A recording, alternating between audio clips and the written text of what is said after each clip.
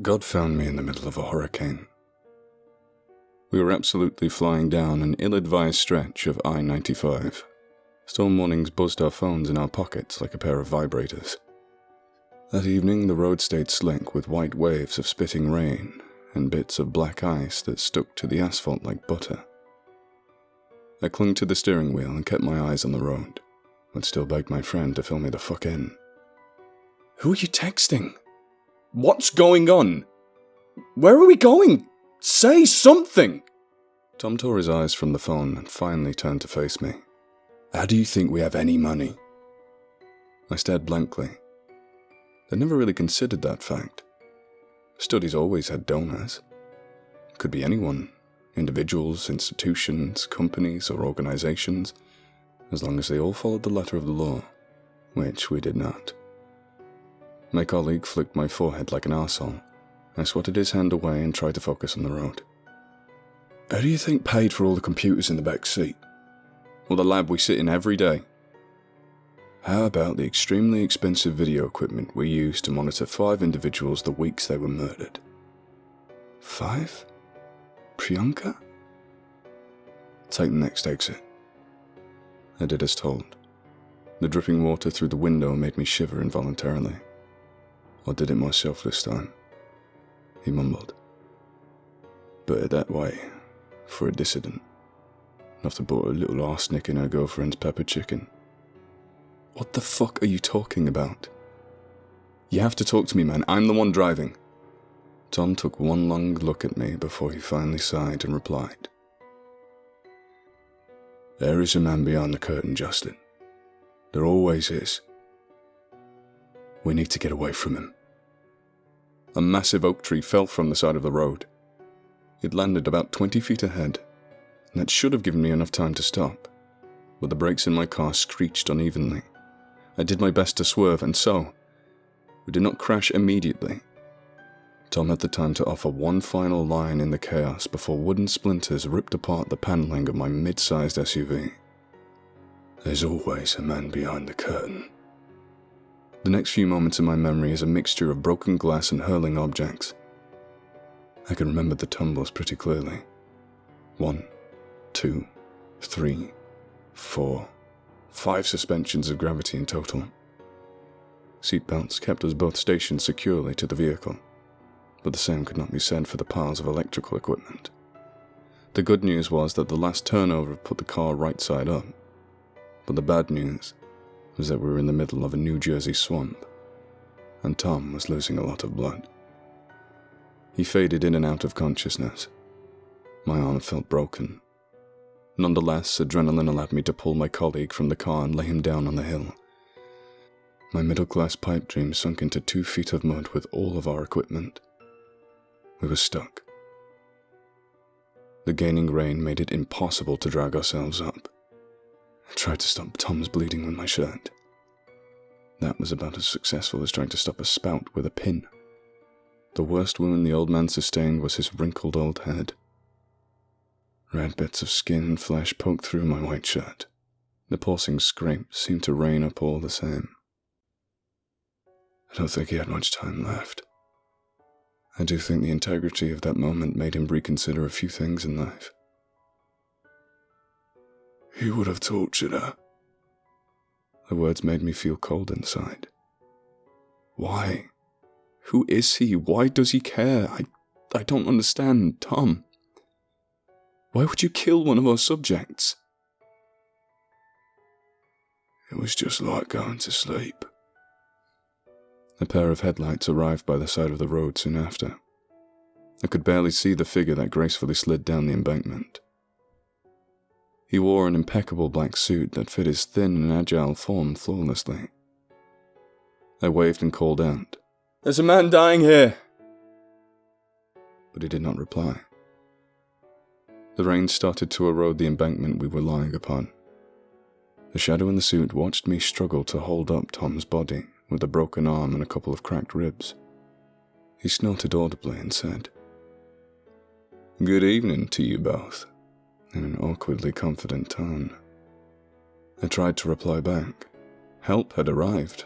I thought we were saved. But before I could, The man Tommy once called God shot him 2 times in the stomach.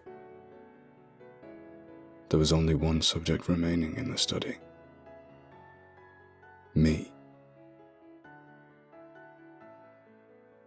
I wished I wasn't alive. That's such a bullshit statement these days. What do the kids call it? Basic?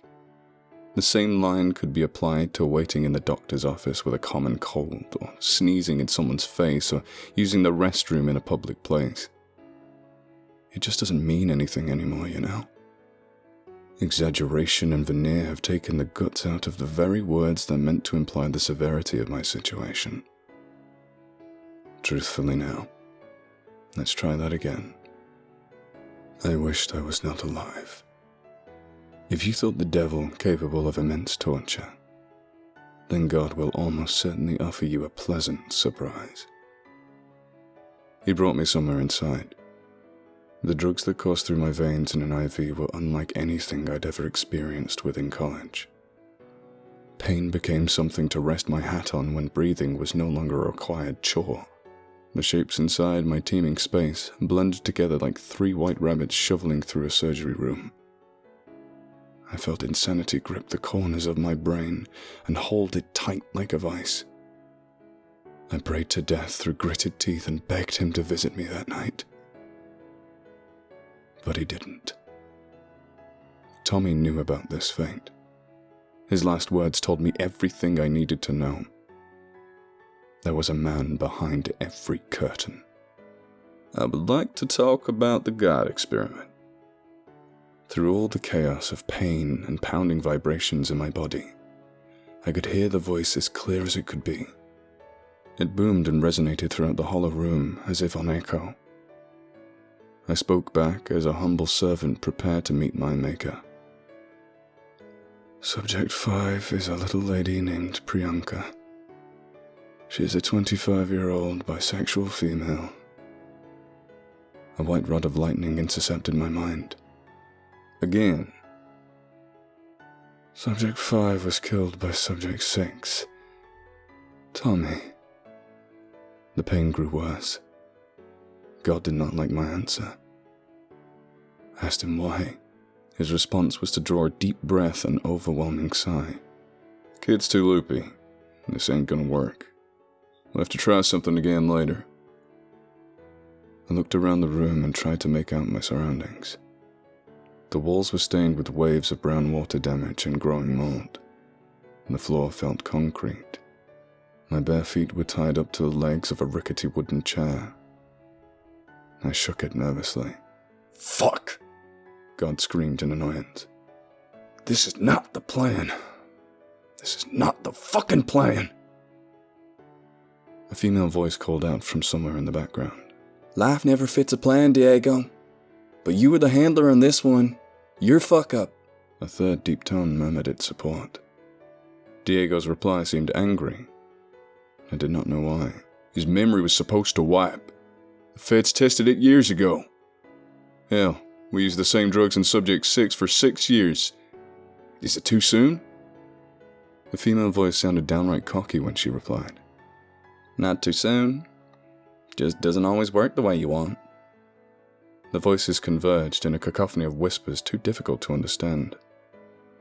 Somewhere underneath all the horrible things churning inside of me, clarity approached. You're not God. I offered the words to the room in a daze. Oh, now he gets it. The male voice laughed again. Then he punched me in the mouth. Haven't you heard? The state is God.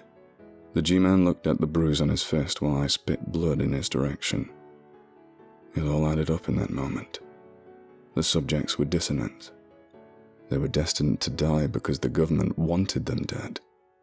Our purpose in the God experiment was only to ensure death came at the right time. We have to kill him. The Attorney General... The AG doesn't have to know anything. The lady cut off her partner. They both paused. You hear that? I took the momentum of the moment to throw my chair on the floor. The struggle that ensued did not favor my side. I broke my legs and managed to scurry free. But soon enough, the third giant crow wrapped his arms around mine, while the other two punched me. When Tom burst through the unlocked door to our room, I outright laughed at the sheer stupidity. The fat man was covered in blood. It dripped from his head and lab coat like an absurd C-rated horror movie. However, his next few actions were nothing short of heroic. Without them, I would not be alive to tell this story. Thank the Lord, Tom brought his big old gun with him. 2 big bullets caught my attackers immediately. The third let go of me just before Tom shot him in the knee. I stumbled out of the room and escaped the scene of the crime just in time. Tom caught one more bullet himself that night.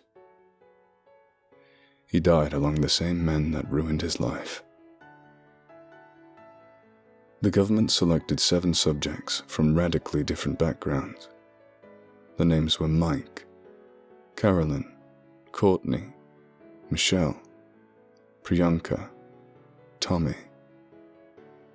and me. The reason behind multiple genders and orientations seemed pretty simple. Our handlers wanted to prove a point during this run of the God experiment.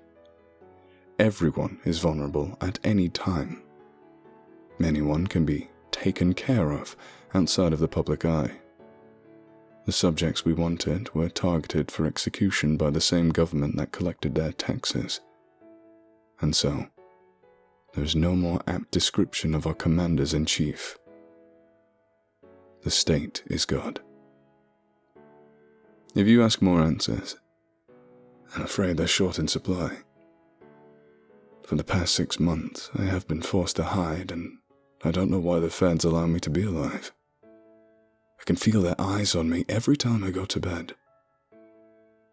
Just before I submitted this final update, the camera on my laptop flickered to red. The state is watching me. They're watching you, too. I only wanted someone else to see.